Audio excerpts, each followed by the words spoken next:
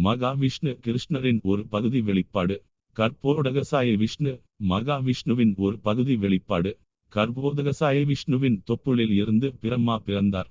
கற்போடகசாய விஷ்ணு அவர் தனது உடலின் நீர் நிறைந்த பிரபஞ்சத்தின் பாதிக்குள் இருக்கிறார். மேலும் கற்போடகசாய விஷ்ணுவின் தொப்புளில் இருந்து தாமரை மலரின் தண்டு துளிர் விட்டது. பிரம்மாவின் பிறப்பிடம். அவர் அனைத்து உயிரினங்களின் தந்தையும் உலகளாவிய ஒழுங்கின் சரியான வடிவமைப்பு மற்றும் வேலையில் ஈடுபட்டுள்ள அனைத்து தேவலோக பொறியாளர்களின் தலைவருமானவர். தாமரையின் தண்டுக்குள் 14 கோள்களின் பிரிவுகள் உள்ளன. பூமிக்குரிய கிரகங்கள் நடுவில் அமைந்துள்ளன. மேல்நோக்கி மற்ற சிறந்த கிரக அமைப்புகள் உள்ளன. மேலும் மிக உயர்ந்த அமைப்பு பிரம்மலோகம் அல்லது சத்தியலோகம் என்று அழைக்கப்படுகிறது. பூமிக்குரிய கிரக அமைப்பிலிருந்து கீழ்நோக்கிய அசுரர்கள் மற்றும் அதுபோன்ற பிற பொருள் முதல்வாத உயிரினங்கள் வசிக்கும் 7 கீழ்நிலை கோள்கள் உள்ளன. பிரம்மதேவன் தன் அறியாமையால் சிந்தித்தார், இந்த தாமரையின் உச்சியில் இருக்கும் நான் யார்? அது எங்கிருந்து முளைத்தது? கீழே ஏதோ ஒன்று இருக்க வேண்டும். இந்த தாமரை தண்ணீருக்குள் இருக்க வேண்டும். பிரபஞ்சத்தில் உள்ள ஸ்தூல வெளிப்பாடுகளை எவ்வாறு உருவாக்குவது என்று பிரம்மதேவன் குழப்பமடைந்து தனது தாமரை இருக்கையின் வழியையும் மூலத்தையும் அறிய தண்ணீருக்குள் இறங்கிய போது தாப்பா என்ற வார்த்தையை கேட்டு 2 முறை அதிர்ந்தார். சத்தம் கேட்டதும் எல்லா பக்கங்களிலும் தேடி மூலத்தை கண்டுபிடிக்க முயன்றார். ஆனால் தன்னை தவிர வேறு யாரையும் கண்டுபிடிக்க முடியாத நிலையில் தாமரை இருக்கையில் உறுதியாக அமர்ந்து தவத்தை நிறைவேற்றுவதில் கவனம் செலுத்துவதே புத்திசாலித்தனம் என்று நினைத்தார்.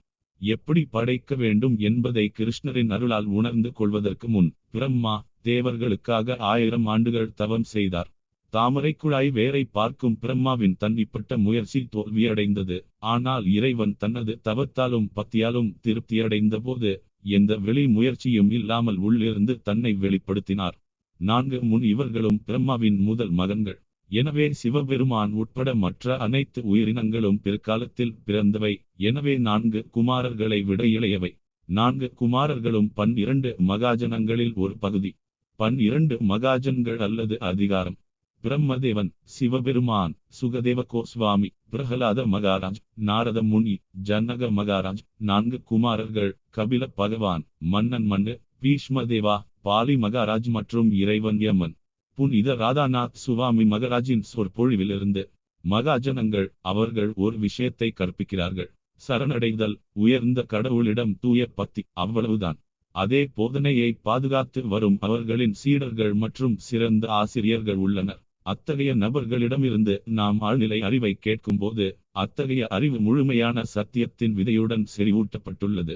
தூய பக்தியின் விதை, அது அவர்களின் வாய் வழியாக நம் காதுகளில் விதைக்கப்படும் போது நாம் ஏற்றுக்கொள்ளும் மற்றும் சவால் செய்ய முடியாத இதயத்துடன் பணிவுடன் கேட்டால் அந்த விதை நம் இதயத்துறையில் நுழைந்து அதன் வேர்களை எடுக்கும். அப்படிப்பட்ட மகத்தான ஆளுமைகள் அல்லது அத்தகைய மகத்தான ஆளுமைகளை பின்பற்றுபவர்களின் சங்கத்தில் நாம் தொடர்ந்து கேட்டு ஜபிக்கிறோம் என்றால் அந்த விதைக்கு நாம் தண்ணீர் பாய்ச்சுகிறோம். அது வளர்ந்து வளர்ந்து இறுதியாக தூய பக்தியின் பலனை தருகிறது.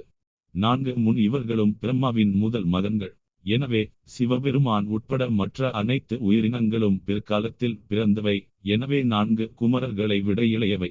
பிரம்மா தனது மகன்களை உருவாக்கிய பிறகு அவர்களிடம் பேசினார். என் அன்பு மகன்களே, இப்போது சந்ததியை உருவாக்குங்கள் என்று அவர் கூறினார். ஆனால் பரம புருஷ பகவானான வாசுதேவரிடம் அவர்கள் பற்று கொண்டதால் அவர்கள் விடுதலையை நோக்கமாக கொண்டனர். எனவே அவர்கள் தங்கள் விருப்பமின்மையை வெளிப்படுத்தினர். மகன்கள் தங்கள் தந்தையின் கட்டளைக்கு கீழ்ப்படிய மறுத்ததால் பிரம்மாவின் மனதில் மிகுந்த கோபம் ஏற்பட்டது. அதை கட்டுப்படுத்த முயன்றார், வெளிப்படுத்தவில்லை. இத்தகைய மறுப்பு செயல்களில் குமாரர்கள் சரியாக இருந்தபோதிலும் பிரம்மா உணர்ச்சியின் போக்கில் மூழ்கியதால் அவரது உணர்ச்சி மிக்க கோபத்தை சரிபார்க்க முடியவில்லை. அவர் அதை வெளிப்படுத்தவில்லை. ஏன் என்றால் அவரது மகன்கள் ஆன்மீக முன்னேற்றத்தில் மிகவும் அறிவொளி பெற்றவர்கள் என்பதை அவர் அறிந்திருந்தார். எனவே அவர் தனது கோபத்தை அவர்கள் முன் வெளிப்படுத்தக்கூடாது. குமாரர்கள் பிரம்மத்தை உணரும் செயல்முறையை நமக்கு கற்பிக்க தோன்றினர். 4 குமாரர் சத்தியத்தின் ஆழ்மாறான பிராமண கருத்தாக்கத்தில் முதலில் நிலை பெற்றனர். ஆனால் பின்னர் படிப்படியாக பக்தி தொண்டின் தளத்திற்கு உயர்ந்தனர். பிரம்மன் என்ற ஆழ்மாறான கருத்தாக்கத்திற்கு அப்பால் தன்னை உயர்த்தி கொள்ள முடியாத ஒருவர் கீழே விழும் அபாயம் உள்ளது. பிரம்மா தனது கோபத்தை தணிக்க முயன்றாலும் அவன் உயர்ந்த மனிதனாக இருந்தும் அவனால் அதை செய்ய முடியவில்லை. அத்தகைய கோபம் அதன் உண்மையான நிறத்தில் பிரம்மாவின் புருவங்களுக்கு இடையில் இருந்து ருத்ரனாக நீலம் அறியாமை மற்றும் சிவப்பு பேரம் கலந்த நிறத்தில் வந்தது. ஏன் என்றால் கோபம் என்பது பேரார்வம் மற்றும் அறியாமையின் விளைவாகும். பிரம்மாவின் அன்பு மகனான ஸ்வயம்புவ மனு மிகவும் அன்பான மனைவியை பெற்ற பிறகு எல்லா உயிர்களுக்கும் தந்தையாகவும் அவைகள் அனைத்தும் உன்னால் பிறந்ததால் அவற்றின் வாழ்வாதாரத்திற்கு ஆதாரமாகவும் இருக்கிறாய். நாங்கள் உங்களுக்கு எவ்வாறு சேவையை வழங்க முடியும் என்பதை எங்களுக்கு ஆர்டர் செய்யவும். பகவான் பிரம்மா கூறினார், என் அருமை மகனே, உலகத்தின் தலைவரே, நான் உன்னால் மிகவும் மகிழ்ச்சியடைந்தேன். உனக்கும் உன் மனைவிக்கும் எல்லா ஆசீர்வாதங்களையும் விரும்புகிறேன். எனது அறிவுறுத்தல்களுக்காக நீங்கள் முன்பதிவு செய்யாமல் உங்கள் இதயத்துடன் என்னிடம் சரணடைந்தீர்கள். நீ என் மிகவும் கீழ்ப்படிதலுள்ள மகன் என்பதால் உன் மனைவியின் வயிற்றில் உன்னை போன்ற தகுதியுள்ள குழந்தைகளை பெற்றெடுக்கும்படி கேட்டுக்கொள்கிறேன். பரம புருஷ பகவானுக்கு பக்தி தொண்டின் கொள்கைகளை பின்பற்றி உலகை ஆளுங்கள். இவ்வாறு யாகம் செய்து இறைவனை வழிபடுங்கள். விஷ்ணு புராணத்தில் 3:8-9 கூறப்பட்டுள்ளபடி யாகத்தின் பரிந்துரைக்கப்பட்ட செயல்முறை ஒருவர் வர்ண மற்றும் ஆசிரம கொள்கைகளை முறையாக நிறைவேற்றுவதன் மூலம் பரம புருஷ பகவானான விஷ்ணுவை வழிபடலாம். வர்ணாசிரம முறையின் கொள்கைகளை நிறைவேற்றுவதன் மூலம் இறைவனை சமாதானப்படுத்துவதில் மாற்று கருத்து இல்லை. முதல் படியாக வர்ணாசிரம தர்ம அமைப்பு உள்ளது. வர்ணாசிரம தர்மம் என்பது விஷ்ணுவை வழிபடுவதில் முன்னேறுவதற்கான முறையான நிறுவனமாகும். எவ்வாறாயினும் பரம புருஷ பகவானுக்கான பக்தி தொண்டில் ஒருவர் நேரடியாக ஈடுபட்டால் வர்ணாசிரம தர்மத்தின் ஒழுங்குமுறை முறையை பின்பற்ற வேண்டிய அவசியமில்லை. பிரம்மாவின் மற்ற மகன்களான குமாரர்கள் நேரடியாக பக்தி தொண்டில் ஈடுபட்டார்கள். அவர்களுக்கு வர்ணாசிரம தர்மத்தின் கொள்கைகளை செயல்படுத்த வேண்டிய அவசியம் இல்லை. பின்வரும் வசனத்தை மேற்கோள் காட்டியவர் ஸ்ரீ சைதன்ய மகாபிரபு. சண்டை மற்றும் பாசாங்குத்தனம் நிறைந்த இந்த யுகத்தில் இறைவனின் திருநாமத்தை உச்சரிப்பது மட்டுமே விடுதலைக்கான ஒரே வழி.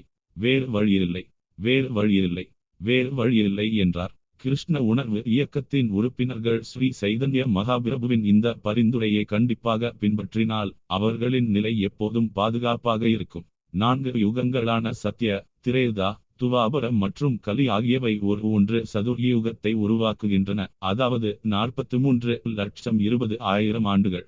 இந்த 1 சதுர்யுகத்தை 1,000 ஆல் பெருக்கினால் 1 கல்பம் பிரம்மாவின் ஒரு நாள், அதாவது 432 பில்லியன் ஆண்டுகள்.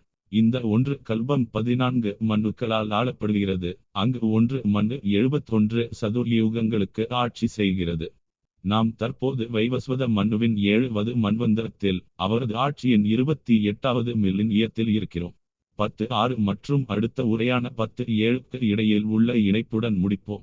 ஸ்ரீல பிரபுபாதர் இந்த வசனத்தில் பேசப்படும் 25 நபர்கள், 11 முன் இவர்கள் மற்றும் 14 மன்னுக்கள் பிரபஞ்சத்தில் உள்ள அனைத்து சந்ததியினருக்கும் ஆதாரம் என்று குறிப்பிடுகிறார். இந்த உயர்ந்த ஆளுமைகள் கூட கிருஷ்ணரை பற்றி அவரிடமிருந்தோ அல்லது அவரது பக்தர்களிடமிருந்தோ நேரடியாக கேட்பதன் மூலம் மட்டுமே துல்லியமாக அறிந்து கொள்ள முடியும்.